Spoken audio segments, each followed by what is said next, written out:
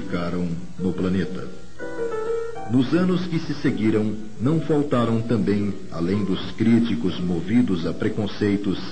aqueles que tentaram convencer o médium a assumir publicamente a autoria do livro, em troca de compensação financeira ou um emprego em que poderia minimizar as dificuldades enfrentadas por sua família,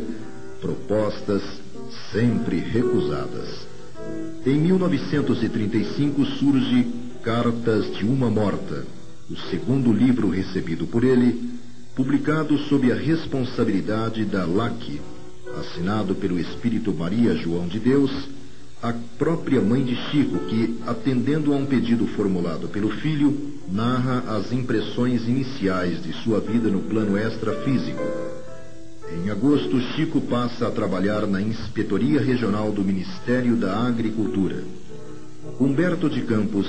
desencarnado um ano antes, é apresentado ao Chico num sonho desdobramento, tornando-se presença constante nas suas atividades, escrevendo através dele crônicas reproduzidas em várias publicações que, reunidas a uma série de reportagens desenvolvidas sobre o médium pelo jornal O Globo, compuseram o livro Palavras do Infinito, lançado em 1936. Em 1937, leva Chico pela primeira vez a São Paulo para participar, nas dependências do Teatro Municipal, do encerramento da Semana Metapsíquica, promovida pela Sociedade Metapsíquica, psicografando perante 600 pessoas um soneto de Augusto dos Anjos, outro de João de Deus, além de uma carta-mensagem de Humberto de Campos,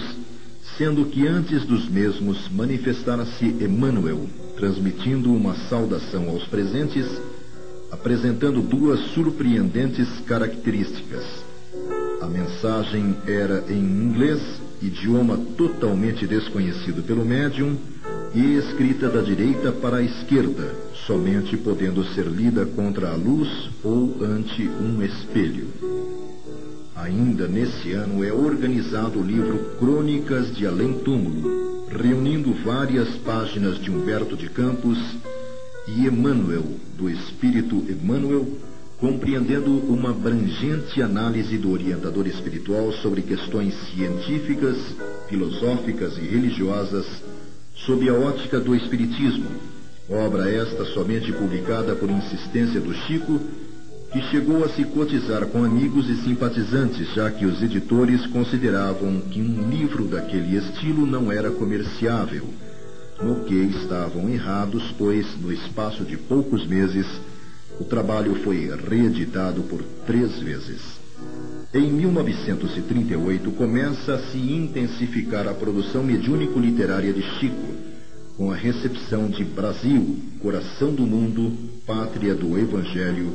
uma revisão da história e destinação de um país, conforme registros do plano espiritual, pesquisados por Humberto de Campos, Lira Imortal, coletânea de poemas de vários autores espirituais,